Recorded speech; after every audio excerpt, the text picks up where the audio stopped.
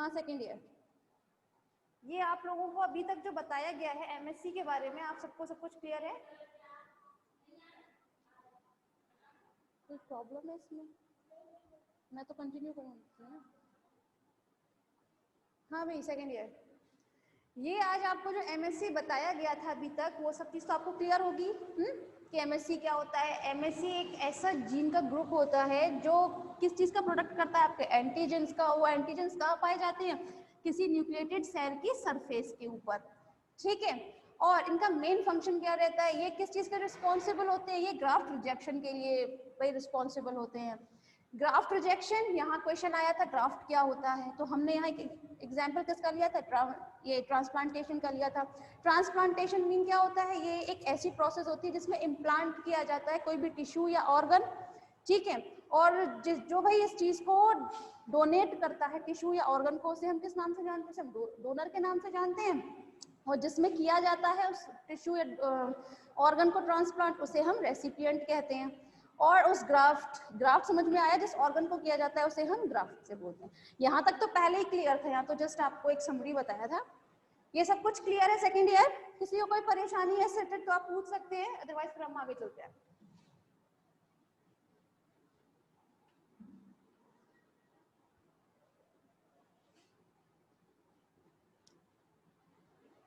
यहाँ आप लोगों ने अभी 3 टर्म स्टडी किए हैं। First is donor, second is recipient and third is graft, ठीक है। यहां अगर हम लोग एमएससी की बात करें, ओके, तो क्लास जरा ध्यान दीजिएगा। आप लोगों ने कभी ये चीज सुना हो कि जब ट्रांसप्लांटेशन की प्रोसेस होती है तो डॉक्टर्स हमेशा कुछ चेकअप करते हैं, बोलते हैं ना कि भाई किडनी डोनेट करने से पहले कुछ चेकअप होंगे जिसमें आप लोगों के और उनका कुछ बेसिक चीजें जो है वो देखी जाएंगी। तो उसमें जो टेस्ट होते हैं बेसिकली वो लोग चेक क्या करते हैं, उसमें डोनर और रेसिपिएंट मतलब देने वाला जो ऑर्गन भाई डोनेट कर रहा है वो, और जिसमें डोनेट किया जा रहा है वो, उन दोनों के जीनोटाइप एंड फिनोटाइप ये सिमिलर होने चाहिए। ओके क्लास, एक बार फिर अपनी बात को रिपीट कर देते हैं कि जब भी कोई ट्रांसप्लांटेशन की प्रोसेस होनी होती है तो डोनर और रेसिपिएंट के जो जीनोटाइप और जो फिनोटाइप होते हैं वो सिमिलर होने चाहिए। सपोज कीजिए अगर डोनर रेसिपिएंट के जीनोटाइप एंड फिनोटाइप जो सिमिलर हैं तो जो ग्राफ्ट होता है वो एक्सेप्टेड हो जाता है। इट मींस वो रेसिपिएंट की बॉडी में जाके वर्क करेगा, ठीक है। हमने यहाँ किसका एग्जाम्पल सेट किया था? हमने एग्जाम्पल सेट किया था किडनी का। तो अगर डोनर रेसिपिएंट के जीनोटाइप और फिनोटाइप सिमिलर हैं तो रेसिपिएंट की बॉडी में किडनी जो है वो अच्छे से फंक्शन करने लगेगी अपना, ठीक है। लेकिन यहाँ सेकंड केस क्या हो जाता है? यहाँ सेकंड केस आपका होता है कि सपोज कीजिए डोनर और रेसिपिएंट के जीनोटाइप एंड फिनोटाइप, ओके, वो डिसिमिलर है। इट मींस वो सेम नहीं है, वो थोड़े चेंज है। इट मींस कि जो आपका ग्राफ्ट होगा वो रिजेक्ट हो जाएगा। The graft is rejected, okay. तो ये जो रिजेक्शन की जो प्रोसेस होती है ना, रिजेक्शन की जो प्रोसेस होती है उसी को वो किस चीज की वजह से होती है? वो होती है आपके एमएससी की वजह से, ठीक है। एक बार फिर अपनी बात को रिपीट करते हैं। जब डोनर और रेसिपिएंट के जीनोटाइप और फिनोटाइप डिसिमिलर होंगे, ठीक है, तो डिसिमिलर होने की वजह से जो ग्राफ्ट होगा, ग्राफ्ट मीन कोई भी टिश्यू या ऑर्गन, वो क्या हो जाएगा? रिजेक्ट हो जाएगा। तो इस प्रोसेस को हम क्या बोलते हैं? Graft rejected, otherwise graft rejection. तो जो ग्राफ्ट रिजेक्शन की प्रोसेस है ये किसकी वजह से होती है? ये होती है आपके एमएचसी की वजह से। एमएचसी क्या है? बेसिकली देखा जाए तो एमएचसी जो है, अगर मैं शॉर्ट वे में बोलूं तो एमएचसी एंटीजेंस है। अब ये तो बताया था एमएचसी क्या था? ये एमएचसी एंटीजेंस थे जो कहाँ पाए जाते थे? आपके न्यूक्लियस सेल के ऊपर सरफेस पर, यही तो था ना। तो अब ऐसा होता क्यों है? क्वेश्चन यहाँ ये आता है कि ऐसा क्यों होता है कि एमएचसी की वजह से जो आपका क्या है एंटीजन है उसकी वजह से आपका कोई भी ग्राफ्ट रिजेक्ट हो जाता है। ऐसा बेसिकली होता क्यों है? ऐसा एक्चुअली होता इसलिए है क्योंकि जैसे ही कोई डोनर, अपनी बात को फिर अच्छे से बोल रहे हैं, जैसे ही कोई डोनर अपना कोई ग्राफ्ट मीन कोई भी ऑर्गन या टिश्यू, वो जैसे ही रेसिपिएंट में ट्रांसप्लांट किया जाएगा या उसको डोनेट करेगा, तो इस स्थिति में क्या होता है, जो भी ऑर्गन है भाई, ऑर्गन मीन यहाँ पर क्या है, ग्राफ्ट, ठीक है। तो यहाँ ये जो ग्राफ्ट है वो कुछ एंटीजन प्रोड्यूस करने लगता है। भाई ग्राफ्ट जो भी आपका ऑर्गन है रेसिपिएंट की बॉडी में जाएगा तो क्या होगा, वो जाते ही एंटीजन का फॉर्म ले लेगा और क्या फॉर्म करेगा भाई, एंटीजन्स फॉर्म करने लगेगा। एंटीजन्स कैसे फॉर्म करेगा, वो किसी न्यूक्लियोटाइड उस पर इस टाइप से कुछ एमएचसी के फॉर्म में आ जाएगा एंटीजन्स। अब यहाँ ये ध्यान दीजिएगा क्लास, ये था आपका डोनर, डोनर के नीचे अभी लिखा है इसीलिए ऑर्गन जो था डोनर का था। डोनर को जैसे ही कहाँ लगाया था, रेसिपिएंट की बॉडी में, तो इस ऑर्गन ने एंटीजन्स फॉर्म किए। एंटीजन्स फॉर्म करते ही जो डोनर का आई मीन टू से जो रेसिपिएंट का जो इम्यून सिस्टम था, ठीक है, तो जो रेसिपिएंट का मतलब लेने वाले का जो इम्यून सिस्टम था वो क्या हो जाएगा, एक्टिव हो जाएगा। क्यों एक्टिव हो जाएगा, क्योंकि उसने क्या चीज रिकॉग्नाइज किया है, उसने ये पहचाना है कि जो आपका जो ग्राफ्ट था, उसने जो एंटीजन बनाया है वो इसकी बॉडी के लिए आई मीन टू से रेसिपिएंट की बॉडी के लिए एक नॉन सेल्फ प्रोटीन है। नॉन सेल्फ प्रोटीन मतलब समझ में आता है क्लास? प्रोटीन तो हमने इसलिए यूज किया है क्योंकि कोई भी एंटीजन जो होता है वो प्रोटीन या पॉलीसेकेराइड के उससे बना होता है, इसलिए प्रोटीन यहाँ यूज किया है। और नॉन सेल्फ ये हमने पहले भी आपको बताया था कि जो साइंटिस्ट थे बर्नेट और मेदावर, उन्होंने एक वो दिया था सिद्धांत, एक थ्योरम दी थी जिसमें उन्होंने सेल्फ और नॉन सेल्फ पर बात किया था। उन्होंने ये कहा था कि हमारी बॉडी में बचपन से ही तो कुछ प्रोटीन के कुछ वही एंटीजन्स तो प्रेजेंट रहते हैं, प्रोटीन तो हमारी बॉडी में भी होता है, लेकिन हमारी बॉडी उनके अगेंस्ट कोई भी फंक्शन क्यों नहीं करती, कोई भी एंटीबॉडी का फॉर्मेशन क्यों नहीं करती, अदरवाइज कोई भी रिएक्शन जो भी एंटीजन एंटीबॉडी के बीच में होती है वो सब हमारी बॉडी क्यों नहीं करती। इन सब का जवाब उन दोनों साइंटिस्ट ने दिया था। किस वे में? उन्होंने ये कहा था कि जो हमारे अपने प्रोटीन होते हैं, जो हमारे अंदर बचपन से हैं, इनबॉर्न है जो भी प्रोटीन, वो तो हमारे सेल्फ प्रोटीन है, ठीक है। तो उनके लिए हमारी बॉडी जो हमारी बॉडी है वो कैसी हो जाती है, वो इम्यून हो जाती है। उन्हें पता है ये हमारे प्रोटीन है, इससे हमें कोई खतरा नहीं है। लेकिन जैसे ही कोई non self protein, other I mean to say कोई भी एंटीजन, कोई भी बाहर से आया हुआ कोई ऐसा प्रोटीन जो हमारी बॉडी के लिए हार्मफुल है, पैथोजन है, कुछ भी, ठीक है, उसे हमारी बॉडी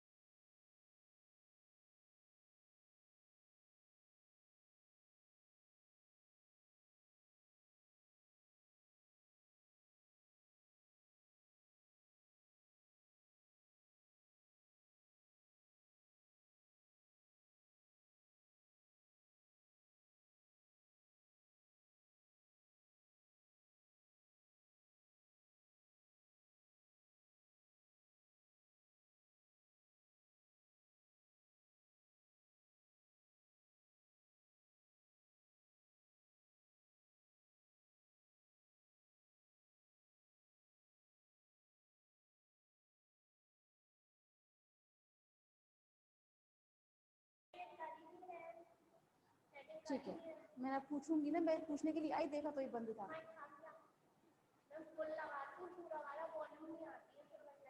नहीं क्लियर है, कल ऐसे ही किया था। खैर सेकेंड ईयर, ये बताएं अभी तक जितना भी बताया है आपको rejection, graft rejection and accepted के बारे में, आपको समझ में आया सभी कुछ? एक्चुअली शायद कुछ प्रॉब्लम थी इस वजह से, मैम ना तो कुछ दिख रहा ना ही कुछ सुनाई दे रहा, देखा वो उसकी वजह से, कनेक्शन की वजह से। हाँ एक्चुअली बेटा आज शायद कोई नेटवर्क प्रॉब्लम चल रही है, इसलिए बार बार ये कट हो जाता है, मुझे पता नहीं चलता, मेरा ध्यान वहाँ रहता है इसलिए। तो बताइए आपने कहाँ तक सुना, पहले मुझे ये बताइए। अगर बिल्कुल समझ नहीं आया तो मैं अपनी बात को रिपीट कर सकती हूँ एक्चुअली, क्योंकि इससे आगे बढ़ने का कोई मतलब बन नहीं रहा ना बार बार।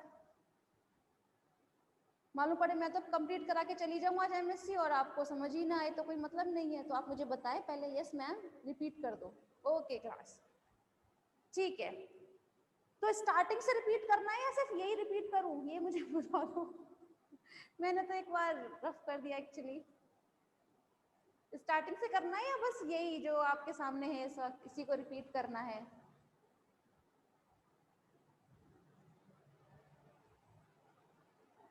ये ही सामने वाला। ओके क्लास, ठीक ठीक ठीक। आप यहीं रहना, बार बार हिल रहा है ये आज। अच्छा ठीक है, ठीक है। सेकेंड ईयर जरा ध्यान दीजिएगा, यहाँ मैंने ये बात बताई थी, डोनर रेसिपिएंट ग्राफ्ट, ये 3 टर्म तो आपके समझ में आ गए होंगे अब तक, ठीक है, कि ये 3 टर्म्स होते क्या है, डोनर कौन होता है, रेसिपिएंट एंड ग्राफ्ट, ये 3 क्या होते हैं, ठीक है। अब यहाँ बात थी कि सपोज कीजिए, यहाँ फर्स्ट केस हम मान के चल रहे हैं, आपका जो फर्स्ट केस था, सपोज कीजिए जो डोनर और रेसिपिएंट के जीनोटाइप एंड फिनोटाइप, ठीक है, जो जीनोटाइप और फिनोटाइप अगर वो सिमिलर है, वो सेम है, सेम मीन भाई जब भी कोई ट्रांसप्लांटेशन की प्रोसेस करनी होती है डॉक्टर्स को, तो वो क्या करते हैं, वो कुछ टेस्ट करते हैं। वो टेस्ट में क्या चीज टेस्ट करेंगे, वो टेस्ट करते हैं आपके जीनोटाइप और फिनोटाइप, मतलब जीन्स का पैटर्न क्या है और उनका स्ट्रक्चर्स क्या है, आपका फिनोटाइप, ठीक है। आप उसको वो चीज टेस्ट करते हैं उसमें। अगर डोनर और रेसिपिएंट के जीनोटाइप फिनोटाइप सेम होते हैं, सिमिलर होते हैं, तो ग्राफ्ट जो है, जो भी ऑर्गन है या फिर जो भी टिश्यू है जो ट्रांसप्लांट किया जाना है, वो एक्सेप्ट हो जाएगा रेसिपिएंट की बॉडी के थ्रू। इट मींस जैसे ही उसे हम कहाँ लगाएंगे, उसे हम रेसिपिएंट की बॉडी में जैसे ही ट्रांसप्लांट करेंगे, तो वो ऑर्गन जो है, हमने ऑर्गन यहाँ ग्राफ्ट कौन सा माना था भाई, हमारा एग्जाम्पल तो हमने किडनी लेके चले हैं हम, है ना। तो जो किडनी है वो रेसिपिएंट की बॉडी में जाकर वर्क करने लगेगी, अपना फंक्शन अच्छे से करने लगेगी, ठीक है। लेकिन यहाँ सेकंड केस एक और बताया था कि सपोज कीजिए जो आपका डोनर है या जो रेसिपिएंट है, ठीक है, इन डोनर और रेसिपिएंट के जीनोटाइप और फिनोटाइप ये कैसे होते हैं, डिसिमिलर। डिसिमिलर मीन जो सेम नहीं होते, इन दोनों के जीनोटाइप और फिनोटाइप में डिफरेंस है। इसका मतलब क्या हो जाता है, अगर फिर भी आपने अलग और डिसिमिलर होने की कंडीशन पर भी अगर आपने किडनी ट्रांसप्लांट कर दी, किडनी जो है ट्रांसप्लांट कर दी आपने रेसिपिएंट की बॉडी में, तो जनरली होगा क्या कि जो आपकी किडनी है वो रिजेक्ट हो जाएगी, आपका जो ग्राफ्ट था वो रिजेक्टेड हो जाएगा। इसका मतलब क्या होगा, वो अच्छे से अपना फंक्शन नहीं करेगा, ठीक है, वो अच्छे से अपना फंक्शन नहीं करेगा। क्यों नहीं करेगा, वो इसलिए नहीं करेगा, और ये जो आपका ग्राफ्ट था ना वो किल हो जाएगा अपने आप, मतलब वो अपने आप में ही फिनिश हो जाएगा उसके रेसिपिएंट की बॉडी में ही। क्यों होगा, यहाँ मेरा क्वेश्चन है अब कि अपने आप वो कैसे मर जाएगा भाई, कोई भी ग्राफ्ट, वो एक्चुअली होगा क्या, आपने जो भी ऑर्गन था, जैसे भी हमें ट्रांसप्लांट करना है डोनर से रेसिपिएंट में, तो हमने जैसे ही वो डोनर उसको उठाया ऑर्गन को और रेसिपिएंट की बॉडी में हमने उसे ट्रांसप्लांट किया, रेसिपिएंट में जाते ही वो जो ऑर्गन होगा, मतलब जो ग्राफ्ट है आपका, वो क्या करेगा, वो आपके एंटीजेंस फॉर्म करना स्टार्ट कर देगा, एंटीजेंस फॉर्म करना स्टार्ट कर देगा। अभी एंटीजेंस फॉर्म हुए, एंटीजेंस के बनते ही जो भी रेसिपिएंट की बॉडी है, सपोज कीजिए रेसिपिएंट मैं हूँ, डोनर आप हैं, ठीक है, तो मेरी बॉडी, आई मीन टू से जो रेसिपिएंट है, जो लेने वाला है ऑर्गन को, ठीक है, तो मेरी बॉडी उस एंटीजन के अगेंस्ट कुछ ना कुछ फंक्शन तो दिखाएगी, या तो उसके अगेंस्ट पर क्या करेगी, एंटीबॉडीज का फॉर्मेशन करेगी, या साइटोटॉक्सिसिटी की वजह से उसको फिनिश करने की कोशिश करेगी। तो ऐसा क्यों होगा, क्वेश्चन यहाँ पर ये अराइज होता है कि ऐसा क्यों होगा भाई, किडनी तो आपके अंदर भी है, किडनी मेरे अंदर भी है, दोनों का फंक्शन इक्वल चल रहा है, लेकिन फिर क्यों ऐसा होता है, एक्चुअली ऐसा यहाँ पर इसलिए होगा क्योंकि जो मेरी बॉडी है, आई मीन टू से जो रेसिपिएंट, जो लेने वाले की बॉडी है, वो आपके ऑर्गन को as a non self protein को रिकॉग्नाइज करेगी। ठीक है, वो किस फॉर्म में आपके ऑर्गन को भाई रिकॉग्नाइज करेगी? नॉन सेल्फ प्रोटीन के बेस्ड पर। ठीक है, नॉन सेल्फ प्रोटीन, सेल्फ और नॉन सेल्फ ये आपको पहले ही बताया जा चुका था एक बार, जब सेक्शन ये स्टार्टिंग में बताया था कि नॉन सेल्फ और सेल्फ क्या होता है क्लास। एक्चुअली आप लोगों को अगर याद हो तो बर्नोट और मेदावर नाम के दो साइंटिस्ट थे जिन्होंने एक थ्योरम दी थी, जो क्या था, अपने पराये, हिंदी में बोलते हैं, इंग्लिश में सेल्फ एंड नॉन सेल्फ। ठीक है, इसमें क्या था, उन्होंने ये कहा था कि हमारी बॉडी में तो बचपन से होते हैं भाई प्रोटीन्स, जो है हमारी बॉडी में भी तो होते हैं, मगर हमारी बॉडी तो उनके अगेंस्ट पर कोई भी भाई फंक्शन नहीं करती। आई मीन टू से कोई भी उसमें ना तो एंटीबॉडी का फॉर्मेशन करती है, ना ही कोई रिएक्शन करती है। ऐसा क्यों होता है? एक्चुअली उन्होंने ये इस चीज का रिप्लाई दिया था कि हमारी बॉडी में जो भी प्रोटीन्स होते हैं, जो हमारे सेल्फ प्रोटीन है, यहाँ सर्कल किया था इसीलिए, जो हमारी बॉडी में सेल्फ प्रोटीन है, वो उसके लिए हमारी बॉडी इम्यूनाइज हो जाती है। इट मीन्स उन्हें पता है ये हमारे हैं, अपने हैं, इसको मारना नहीं है, ये तो अपने खुद के एंटीजन है, इसको मत मारो, ये तो अच्छे प्रोटीन है भाई, उसको फिनिश नहीं करना है। लेकिन जैसे ही कोई बाहर से आया हुआ एंटीजन वो मेरी बॉडी में अगर एंट्री करेगा तो मेरी बॉडी उसके अगेंस्ट में कोई ना कोई रिस्पॉन्स दिखाएगी, कोई ना कोई रिएक्शन दिखाएगी ही जरूर। तो यहाँ पर जो डोनर आप थे, आपकी जो किडनी थी, मेरी बॉडी में आते ही उसने क्या स्टार्ट कर दिया? एंटीजन प्रोड्यूस करना स्टार्ट कर दिया। एंटीजन जैसे उसने प्रोड्यूस किया तो मेरी बॉडी उसके अगेंस्ट क्या करेगी? कोई ना कोई रिएक्शन करेगी। रिएक्शन तो कई टाइप्स की होती है एंटीजन एंटीबॉडी के बीच में जो भी होगी। ठीक है, चाहे तो वो उसको साइटोटॉक्सिसिटी की वजह से फिनिश करे, अदरवाइज उसको मैक्रोफेजेस के थ्रू फिनिश करे, जो भी है। आपने अब तक तो बहुत कुछ चीज सीख ही लिया है। तो यहाँ पर अब जो एंटीजन था उसके अगेंस्ट, अच्छा सेकंड ईयर रिज्वाइन कीजिएगा प्लीज, यार पानी दे